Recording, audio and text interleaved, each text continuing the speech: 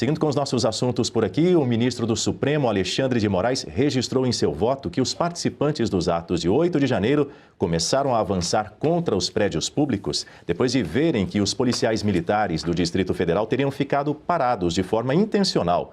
A declaração foi apresentada no julgamento de 7 ex-integrantes da cúpula da Polícia Militar do Distrito Federal, acusados de omissão em relação aos fatos ligados à investigação sobre a suposta trama golpista.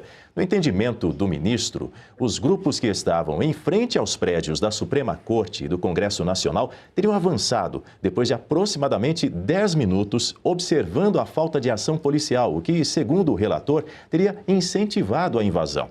Moraes também sustentou que os 5 policiais militares paguem R$6 milhões cada um em indenização por danos morais coletivos e tiveram bens como imóveis e carros bloqueados durante o processo. No voto, o ministro propôs absolver Flávio Silvestre e Rafael Pereira e sugeriu que os outros réus recebam pena de 16 anos de prisão, perda dos cargos públicos e pagamento solidário de R$30 milhões por danos morais coletivos. O julgamento segue no plenário virtual do Supremo Tribunal Federal. Moraes voltou a colocar em pauta os julgamentos depois de o ministro Luiz Fux solicitar sua transferência da primeira para a segunda turma, movimento permitido pela aposentadoria antecipada de Luiz Roberto Barroso.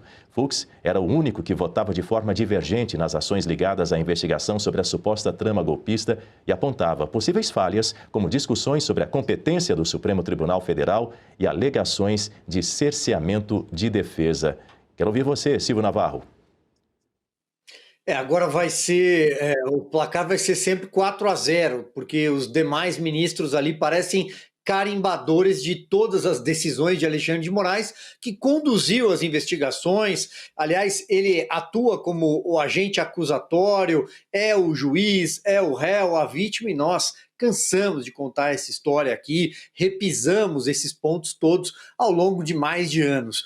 Mas, Daniel, fato é que ele vai culpar a Polícia Militar do Distrito Federal, mas até hoje eu não tenho informação se ele de fato investigou o general Gonçalves Dias, o general G. Dias, aquele que aparece a paisana no fatídico 8 de janeiro de 2023 servindo água para as pessoas. Quer uma água? O senhor está cansado ou não? O Augusto, certa vez, acho que descreveu ele como uma espécie de guia de turismo ali dentro do Palácio do Planalto, né? Olha, a saída é aqui pela direita, e, na verdade, ele estava indicando que aquelas pessoas que estavam lá dentro fossem para uma tocaia, né? Fossem ali para uma ratoeira, para usar a expressão correta, porque seriam presas. Mas aparece ali a paisana, muito à vontade. Qual é o general que não defende a sua fortaleza quando ela é atacada? Bom, até agora só conhecemos um, o general G. Dias, que quando as imagens são divulgadas pela CNN, e isso foi o estopinho que deu origem à CPI do 8 de janeiro, embora uma CPI teatral, pelo menos ela aconteceu por causa da CNN, porque essas imagens vieram a público. E aí ele pendura o boné, vai embora de forma discreta, presta 1 ou 2 depoimentos burocráticos e desaparece de cena. Ele será punido por passividade? Agora, os policiais militares, sim, com uma multa de R$6 milhões? Essa é uma pergunta que deve ser feita. Por que o general G. Dias não é investigado? Outro ponto, e finalizando aqui, Daniel, talvez muito de todo esse enredo pudesse ser esclarecido se as imagens do Palácio da Justiça, do Ministério da Justiça, conhecido como Palácio também, que à época abrigava, né, o ministro Flávio Dino, tivesse preservado as imagens. Mas não, Dino disse que elas foram apagadas pela empresa e ele assistiu tudo de camarote, segundo revelou o Fantástico no final de semana seguinte. Aquelas imagens talvez pudessem contribuir para contar a história do que de fato aconteceu em Brasília. Augusto. Silvio falou por mim, é exatamente isso. O G. Dias, o caso dele precisa ser examinado à parte.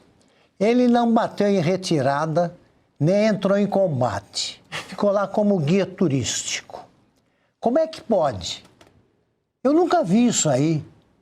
Eu nunca vi alguma atitude. Em que escola militar esse cara se formou? Onde é que ele aprendeu essa técnica, assim, quando vem o exército? de golpistas, né? Golpistas estão presos lá porque era uma coisa grave. Aí você fala, bom, eu entro em combate, eu me rendo, vou ser preso. Então, não, eles ficaram indicando saídas. Aquele olha, ali é mais perto. Pode ir, você quer, ali bate o sol, cuidado, se proteja, aí para não ficar muito moreno. O cara ficou, ele foi filmado. Filmado. Ele, como é que você vai descrever essa figura na história? Que é o primeiro militar da história que, diante dessa encruzilhada, vou me render ou entrar em combate, ele se transformou em guia de turismo e não se sabe de que lado ficou, neutro, né? Neutro, sabia os caminhos e tal. Não foi ouvido. Esse cara que usou uma técnica, olha aí, é bonito o papel que ele faz até. Ele estava lá com todo o garbo, não errou uma indicação turística. E pronto, e o Silvio lembrou também muito bem. E o ministro da Justiça, em vez de mobilizar a tropa que estava ali ao lado dele, certamente ele preferiu providenciar outro ataque à geladeira, que é a especialidade que ele tem, né? Sobretudo à noite. Tanto que ele precisa, como disse o médico Luiz Inácio Lula da Silva, precisa cuidar, tá, do perfil do corpo dele, porque está inviabilizado aí pela gula de fazer qualquer coisa, de se mover. Ele só se move para atacar a geladeira, não para atacar golpista. Lá não precisava. Pois é, Ana Paula Henkel, queremos te ouvir também. Afinal de contas, G. Dias não entrou no inquérito, não errou, como disse o Augusto Nunes, nenhuma indicação turística e ainda serviu água para as pessoas. É isso aí. Daniel, e tem mais, né? O senador Marcos Rogério trouxe trocas de mensagens entre o general G. Dias, o diretor da ABIN, isso antes, a partir do dia 5 de janeiro, dia 5, dia 6, dia 7, avisando: vai ficar perigoso, os ônibus estão chegando, e existe o trabalho de inteligência está mostrando que pode haver confusão, pode haver manifestações com um certo grau de violência. Eles deram de ombros. Agora, a questão, para mim, é que, como você leu aí, Daniel, pelo entendimento do ministro, ou seja, a opinião do ministro Alexandre de Moraes, a opinião, o entendimento dele, tudo isso poderia ser resolvido com as imagens do Ministério da Justiça, que na época era comandado por Flávio Dino. São dezenas e dezenas de câmeras e tudo sumiu, tudo foi apagado.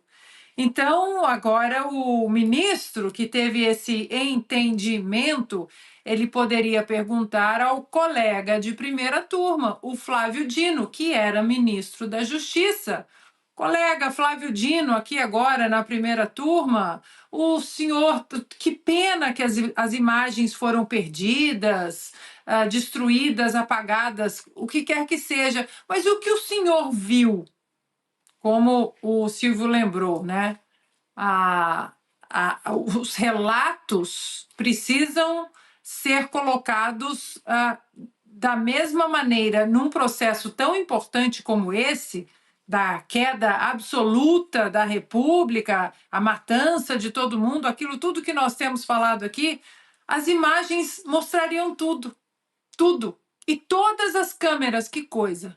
Todas as câmeras, dezenas de câmeras, as filmagens foram perdidas, apagadas. O contrato só garantia 30 dias. Vocês lembram dessa desculpa esfarrapada do então ministro da Justiça, Flávio Dino? Não, o contrato só previa que as imagens ficassem armazenadas 30 dias. Ministério da Justiça. Entendimento do ministro.